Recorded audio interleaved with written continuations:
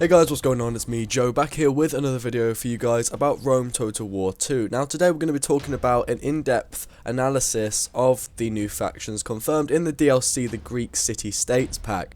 This is something that's going to be able to be downloaded on the day of release, and if you check out my other videos you'll find information about the release date and box art and other things like that. But without further ado, let's go straight into these factions, starting off with the most well-known and probably the most awesome and has the best screenshot, Sparta. Sparta dominated much of the ancient Greek world, one of the most dominant fighting forces during the Hellenic period, and arguably producing still some of the best soldiers and well-trained men in the history of the ancient world. Sparta's society was mainly based about warfare, and consisted of mainly preparations for war. Whenever it arose and the occasion itself presented itself, Spartans were always first to crush any resistance. Although the movie 300, which was made in Hollywood, is mainly consistent of a bunch of crap, Spartan warriors were in fact one of the best warriors, just not exaggerated to that level. The Spartan commanders valued themselves with virtue and discipline in their soldiers and ranks, obviously forming one of the best military forces and one of the most loyal that the world has ever seen. Sparta, as a nation, you will not get much social or economic advantages. However, while playing as these, the whole society itself is based around that of a war machine. If you wish to conquer, or even join allies in history as they did during the Punic Wars with the Roman Empire, you can do so. Or you can take the more brutal approach and go back into the past itself and take back what was rightfully yours, reclaim the lands off of Macedon that once hurt and slaughtered your people to conquer you under Philip II. With discipline, glory and conquest, the Spartans are lethal, and they are ready to do whatever it takes to become one of the greatest nations the world has ever seen. The next faction to be in Rome Total War 2 as part of the Greek City-States DLC pack is Epirus, or Epirus. Situated right next door to Sparta, they're in a key location when it comes to fighting with the Spartans if the Spartans should choose so. However, let's go into Epirus itself and see what it has to offer as a nation for you players. Epirus's military power is balanced and goes back to the layout and the formations of the Alexandrian rule. Following suit with the Alexandrian style layout of an army, the army focuses on being balanced, from archers and cavalry all the way to the special units of war elephants to help out in the battlefield.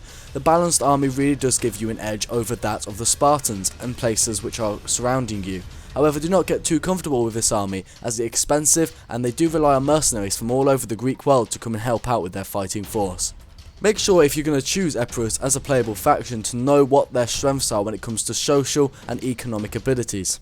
Epirus has an agricultural and fishing based society, meaning that most of their trade is going to be done through their trading ports and fishing ports. This is extremely important as it borders Athens and Sparta on pretty much both sides. The Alexandrian army layout was really successful, and to make best use of the economic and social advantages of this nation will allow you to make one of the best and most flexible armies that the ancient world has ever seen. Using this faction right will be key to being victorious on the battlefield and as a nation as a whole. Their key words consist of growth, legacy and command. All three will need to be used, leaving a legacy behind and a good strong army and growing as a nation as a whole, and not focusing too much on one specific aspect of this nation such as military over economic and social advantages will suit a good and strategic based player when playing in Rome Total War 2. This is a faction to be messed with, so be careful when on the battlefield against them if you don't choose to play as them. The next faction to be announced in the new DLC is Athena, Athena being one of the most well-known city Greek states in history. From a military perspective, Athena rules most of the eastern Mediterranean Sea with its strong naval force. Athena has been known to lend ships and its naval power to other nations. However, being under the control of you as a player, Athena will be able to use the best ability of its navies to its own advantage and win wars and conquer enemies. Although its navy force is one of the strongest the Mediterranean seas has ever seen, that is not Athena's main strength. For a player to be successful with Athena as a nation, you will have to take in all the other aspects that the nation has to offer. A centre of culture, philosophy, make it one of the best places in the world of learning new diplomatic skills and helping you to branch out as a nation as you expand. The Greek city-states have never been solo in an act. They've always relied on each other to help out in a war. A player that knows whose allies he should team up with and who he should go to war against is vital when playing as Athena. Teaming up with the notorious Spartan army, their warriors will be a key addition to your naval force. Joining up with the right people will be essential if you wish to conquer and have military dominance all over the Mediterranean. A player that concentrates too much on military power will fall short of achieving anything with Athena. Athena is renowned for its culture, its philosophy, and all the things it has to offer with learning and social and economic abilities. Using these to the best advantage, the player will really be able to make best use of allies and all the different aspects of the nation as a whole. Situated right next to some strong allies, if possible, such as Sparta, could also be a potential danger. Sparta may turn on you, or if you choose to go to war with Sparta, you will find yourselves lacking the ground strength to really punch a hole in the notorious Spartan warriors. Religion will also be a big factor for the Athens people, and all the social abilities that come with it.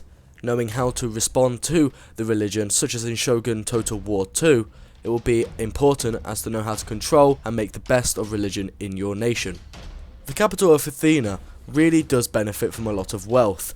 Its fleets gain the upper hand, but the only drawback is its ground forces really do lack the development of other forces that surround you. However, making key allies, as I said before, will be vital in making your nation last in the history books. The City-States DLC pack for Rome Total War 2 is shaping up to be one of the most diverse and best packs yet that we've seen. Available on the day of release for a free download to all players who pre-order the game is going to be one of the best parts about it. Each player that pre-orders the game, and I'm sure most of you will if you're watching this video, you will have access to these 3 unique nations, each having their own strengths and weaknesses that should be considered carefully when choosing each of these nations. The good thing about choosing a Greek city-state to play as through a campaign is the fact that mainly you will have lots of allies. The Greek city-states have always bonded together, however be careful which enemies you make within your own realm. Making the wrong ones could be very costly in the major campaign against enemies that are much bigger, even one day maybe reaching up to the mighty power of Rome, which is expanding in the west. Only time will tell what happens. Don't forget to pre-order your copy of Rome Total War 2 now at Steam or any online shop such as Amazon. Thank you for watching this video, guys. I hope you guys have enjoyed it. I will be back with more information at a later date as it is released. I'm sorry it took me a while to get this video up, but I've been having to revise a lot for my exams lately. So thank you for being patient, and I hope you guys enjoyed this video as much as I have enjoyed it making it. Alright guys, I'll see you in a bit.